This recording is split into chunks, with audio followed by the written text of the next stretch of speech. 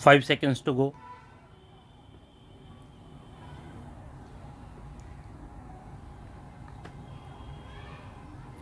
Start. It has been observed that a lot of time and resources are consumed in filing of appeals which involve identical issues.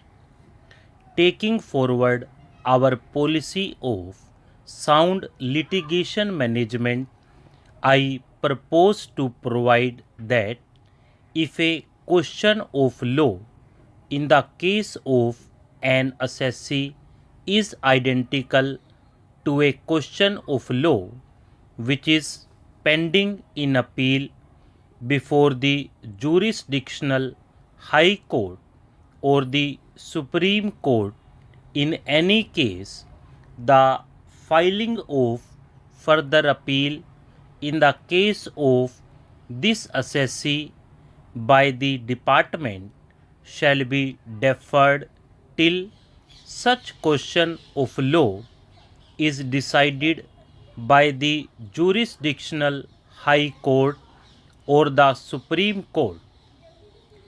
This will greatly help in reducing the repeated litigation between taxpayers and the department.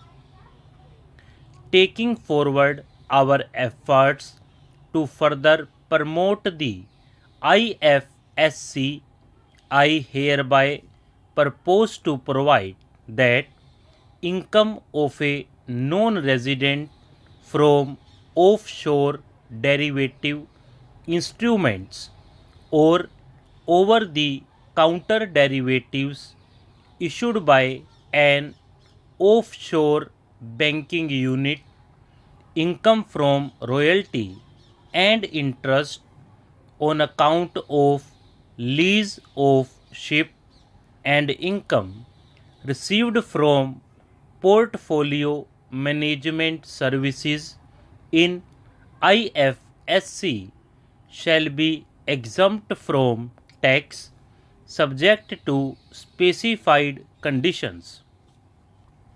In the globalized business world, there are several works contracts whose terms and conditions mandatorily require formation of a consortium. The members in the consortium are generally companies. In such cases, the income of these AOPs has to suffer a graded surcharge up to 37%, which is a lot more than the surcharge on the individual companies. Accordingly, I propose to cap the surcharge of these AOPs at 15%. Further, the long-term capital gains on listed equity shares, units, etc.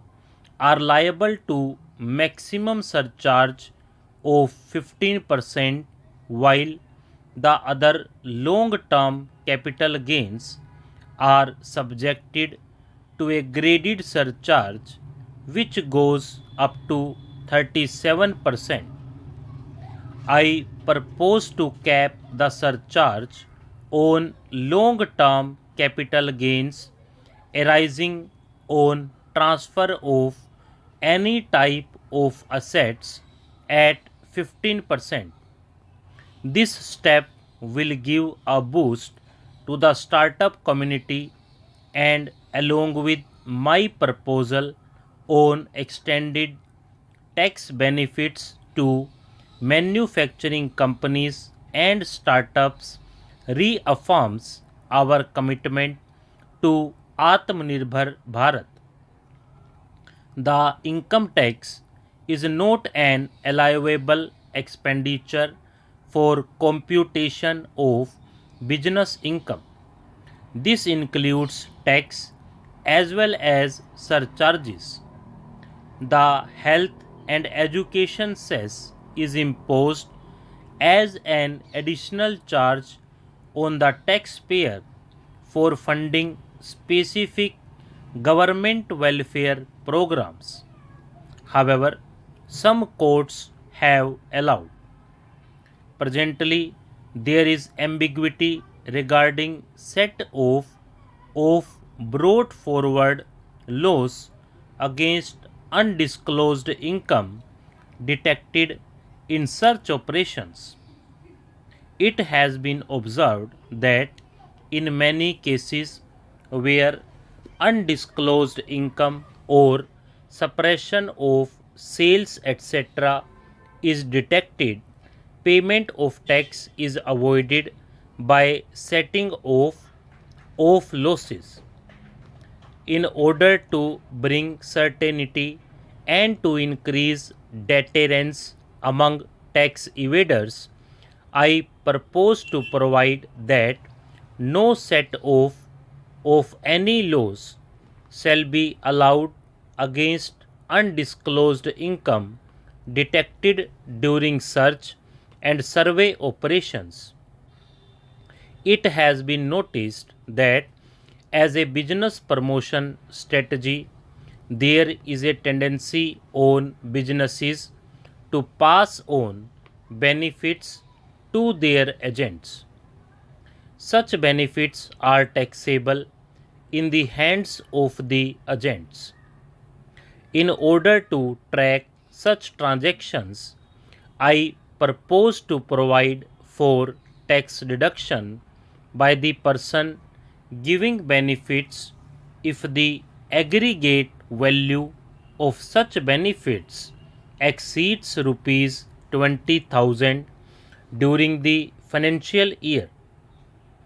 GST has been a landmark reform of independent India, showcasing the spirit of cooperative federalism. While aspirations were high, there were huge challenges too.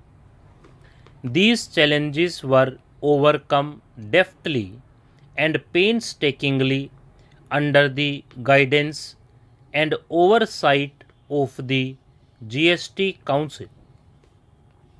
We can now take pride in a fully IT driven and progressive GST regime that has fulfilled the cherished dream of India as one market, one tax. There are still some challenges remaining, and we aspire to meet them in the coming year.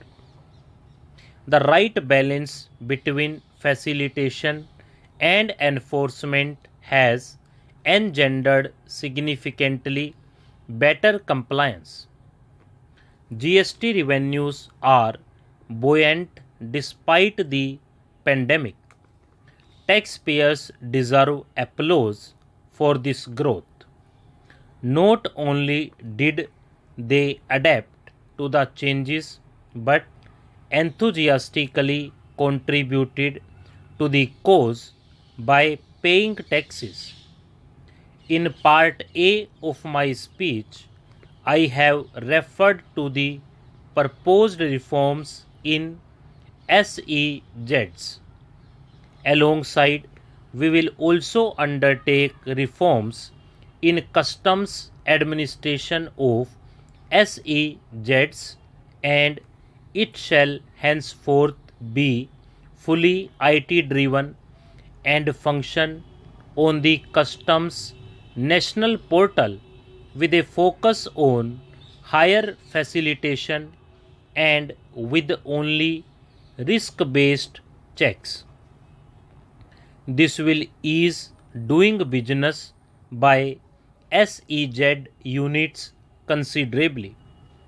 This reform shall be implemented by 30th September 2022. Customs administration has reinvented itself over the years through liberalized procedures and infusion of technology. Faceless customs has been fully established. During COVID-19 pandemic, customs formations have done exceptional frontline work against all odds, displaying agility and purpose. Customs reforms have played a very vital role in domestic capacity creation, providing level playing field to our MSMEs, easing the raw material supply side constraints, enhancing ease of doing business, and being an enabler to other policy initiatives in the current year. Stop.